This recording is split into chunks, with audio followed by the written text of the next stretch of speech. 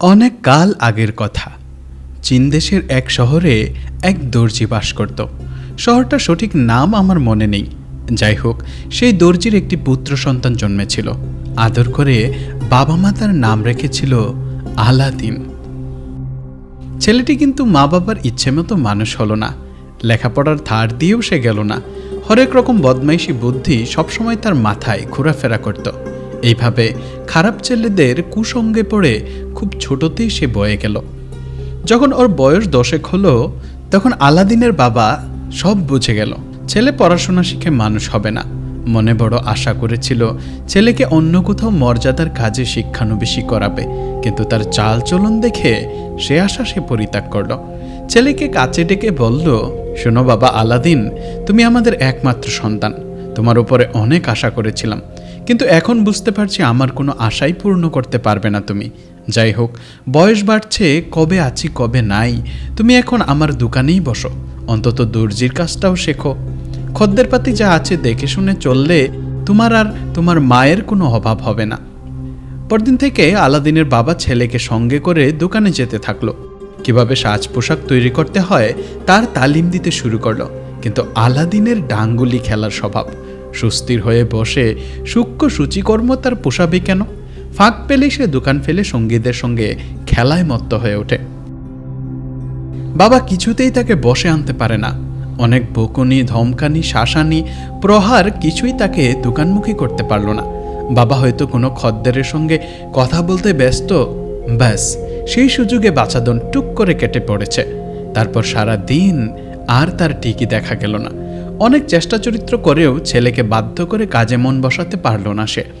দিনকে দিন সে মার্কামারা ইয়ার বন্ধুদের সঙ্গে মাস্তানি গুলতানি করতে করতে একেবারে চোস্ত রংবাজ বনে গেল প্রায়। বাবা মনের দুঃখে সব আশাই ছেড়ে দিল। ছেলের দুঃখে এবং বয়সের ভারে একদিন সে শয্যা নিল।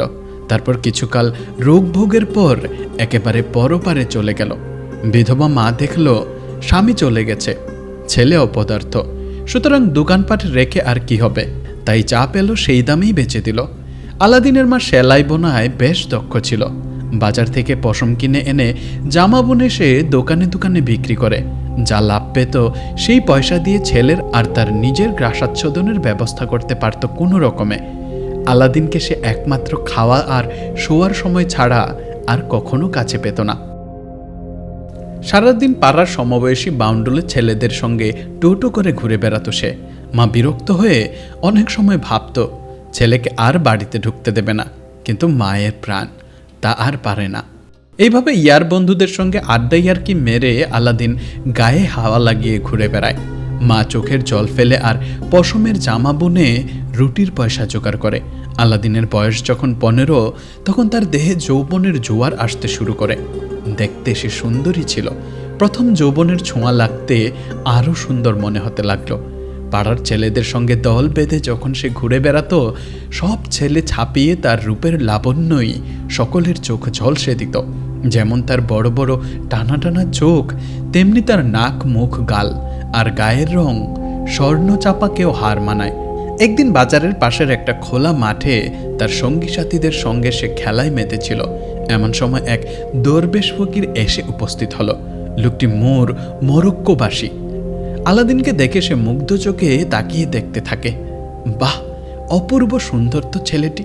এই দরবেশটি আসলে এক জাদুকর, জাদুবিদ্যায় অসাধারণ পটু। লোকের মুখ দেখে তার ভাগ্য, বর্তমান, ভূত, ভবিষ্যৎ সব বলে দিতে পারে। আলাদিনকে দেখে সে ভাবে, হ্যাঁ, এইরকম একটি ছেলের সন্ধানই তো করছিলাম এতদিন। এরই অন্বেষণে সে মরক্কো ছেড়ে সুন্দর এই চীন দেশ পর্যন্ত পাড়ি দিয়ে এসেছে। দরবেশ ছেলেদের একজনকে আড়ালে ডেকে জিজ্ঞেস করে, আচ্ছা বেটা, ওই খুবসুরত লারকাটাকে বলতে পারো? ছেলেটি বলল, ও আলাদিনের কথা বলছেন? দরবেশ বলল, হ্যাঁ হ্যাঁ, বলো তো বাবা, ওকে। ছেলেটি বলে, ও তো রাঙামুলো।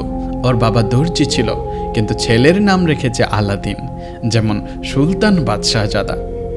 দরবেশ বলল, তা বাবা, যা ওর রূপ, শাহজাদা হবারই যোগ্য। ছেলেটি ঠোঁট উল্টে বলতে বলতে চলে যায়, রূপ না হাতি, আর রাঙা মুলুর মতো রূপ থাকলেই শাহজাদা হওয়া যায়? দরবেশ এবার আলাদিনকে ডাকে। আলাদিন অবাক হয়, এ আবার কে? সে চিনতে পারে না। পায়ে পায়ে কাছে এসে দাঁড়ায়। দরবেশ তাকে জিজ্ঞেস করে, তোমার নাম কি আলাদিন? আলাদিন আরো অবাক হয়। হ্যাঁ, কিন্তু আপনি কি করে জানলেন? দরবেশ বলে, তোমাকে দেখেই চিনতে পেরেছি বাবা। তোমার আব্বাজান আমার বড় ভাই ছিল। আচ্ছা, তোমাদের দর্জির দোকানটা আছে এখনো? আলাদিন বলে, না, মা বেচে শেষ করে দিয়েছে। দরবেশ বলল, কেন? বেচলো কেন? ছেলেটি বলল, বারে, বাবা মারা গেল যে, আমি তো দর্জির কাজ শেখার সময়ই পেলাম না। এ অবস্থায় দোকানপাট কে দেখে? তাই মা বেচে দিয়ে এখন পশমের জামা বুনে বাড়িতে বসে। হঠাৎ ফুঁপিয়ে ফুঁপিয়ে কেঁদে উঠল দরবেশ। আলাদিন বিমূঢ় হয়ে পড়ল। বলে, এ কি, আপনি কাঁদছেন? দরবেশ বলল, কাঁদব না? আমার মায়ের পেটের ভাই তোমার বাবা মারা গেছে, আর বলছো আমি কাঁদব না? আমি এ কি করলাম আল্লাহ! নিজের স্বার্থ নিয়ে মেতে থাকলাম সারাটা জীবন। সহোদর ভাই বাঁচলো কি মরল তার একবার খবর নেওয়ার ফুসরত করতে পারলাম না। যাক, এই বোধহয় দয়াময় খোদার অভিপ্রায় ছিল। তা না হলে মরার আগে শেষবারের মতো এক পলক চোখের দেখাও কি তিনি দেখাতে পারতেন না? দরবেশ চোখের জল মুছে আলাদিনকে বুকের মধ্যে জড়িয়ে বলল, আজ বড় ভাই নেই, কিন্তু তোমাকে রেখে গেছে সে। তোমার মধ্যে আমি তাকে খুঁজে পাবো। বেটা, তুমি আমার দুঃখ সুখ গুছিয়ে দিতে পারবে। এই বলে সে আলাদিনের কপাল গাল চুমায় চুমায় ভরিয়ে দিতে লাগলো। আল্লাহকে অশেষ ধন্যবাদ বাবা, তোমাকে পেয়েছি। এই শোক তাপে তুমিই আমার একমাত্র সান্ত্বনা। তুমি তোমার বাবার অভাব পূরণ করতে পারবে। পুত্রবান পিতার কখনো মৃত্যু হয় না। এরপর দরবেশ তার টেক থেকে 10টা সোনার মোহর বের করে আলাদিনের হাতে গুঁজে দিয়ে বলল, এটা তোমার মাকে দিও বাবা। আলাদিনের চোখ চকচক করে ওঠে। দরবেশ বলে, তোমরা কোথায় থাকো?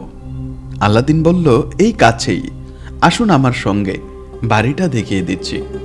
দরবেশের হাত ধরে সে পাশের একটা গলির মধ্যে ঢুকে পড়ে। অদূরে অবস্থিত একটা ছোট্ট কোঠাবাড়ি দেখিয়ে বলে, ওই যে দেখছেন লাল রঙের বড় বাড়িটার পাশে একটা ছোট্ট একতলা বাড়ি, ওখানেই আমরা থাকি। দরবেশ বলে, ঠিক আছে, আজ আর যাব না, কাল গিয়ে তোমার মায়ের সঙ্গে আলাপ করে আসব, কেমন? তুমি এই দিনার 10টা তোমার মায়ের হাতে দিয়ে বলবে তোমার চাচা এসেছে বিদেশ থেকে, তাকে আমার সালাম আর শুভেচ্ছা জানাবে, বুঝলে বাবা? আলাদিন বলল, জি বুঝেছি। আমি এক্ষুনি গিয়ে মাকে বলছি, কাল আপনি অতি অবশ্যই আসবেন। দরবেশ বলল, নিশ্চয়ই আসব, সকালেই আসব। তুমি এখানে দাঁড়িয়ে থাকবে, কাল সকালে আমাকে সঙ্গে করে নিয়ে যাবে, কেমন? বড় ভাইয়ের সঙ্গে দেখা হলো না, কিন্তু তার কবরটা তো দেখতে পাবো। জীবনের শেষ দিনটি পর্যন্ত যে ঘরে শুয়ে যে দাওয়ায় বসে কেটেছে তার, সে জায়গাগুলো তো চোখে দেখতে পাবো। আচ্ছা বাবা, আজ আর নয়, আজ আমি চলি, কাল আবার দেখা হবে। আলাদিন দরবেশের হাতে চুম্বন করে ছুটে যায় মায়ের কাছে। মা ছেলেকে অসময়ে ঘরে ফিরতে দেখে উদ্বিগ্ন হয়। কিরে, শরীর টরীর খারাপ করেছে নাকি? এখনো খানার সময় হতে তো আরো ঘন্টাখানেক বাকি। আলাদিন ওসব কথা গ্রাহ্য করে না। খুশিতে আজ ডগমগ, চকচকে 10-10টা সোনার মোহর তার কোমরে।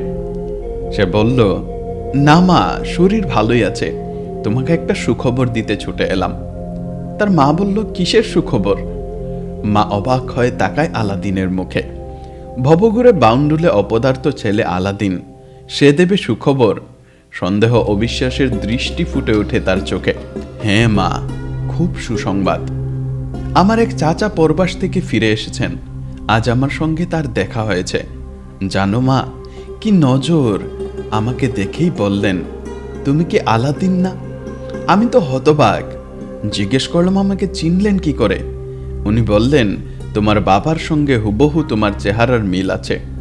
তারপর কত কথা হলো, আমাদের দর্জির দোকান আছে কিনা, তুমি কেমন আছো, এইসব। মা অবাক হয়। আমার কথাও জিজ্ঞেস করলেন? হ্যাঁ মা, খুব ভালো লোক, একেবারে পীর ফকিরের মতো কথাবার্তা, বেশবাস সব। কাল তোমার সঙ্গে আলাপ করতে নিয়ে আসব। আলাদিনের মা বলে, কিন্তু বাবা, তোর বাবার কাছে তো তোর এই চাচার কথা কোনোদিনও শুনিনি। তোর এক চাচা ছিল, সে তো অনেক আগে, তুই যখন 5-6 বছরের খোকা, সেই সময় মারা গেছে। আলাদিন বলল, এ চাচা অনেক দিন আগে দেশান্তরী হয়েছিল, তারপর নানা দেশে ঘুরে বেরিয়েছেন, এই সবে ফিরেছেন। মা ভাবলেন হতেও পারে অনেক কাল আগের কথা, হয়তো পুরনো সুখের আগুনটা আর উস্কে দিতে চায়নি ওর স্বামী। ভেবেছে সে তো আর বেঁচে পড়তে নেই, কি হবে সেসব সুখ দুঃখের কথা তুলে। ঠিক আছে বাবা, কাল তাকে নিয়ে আয়। হাজার হলেও চাচা, রক্তের সম্পর্ক,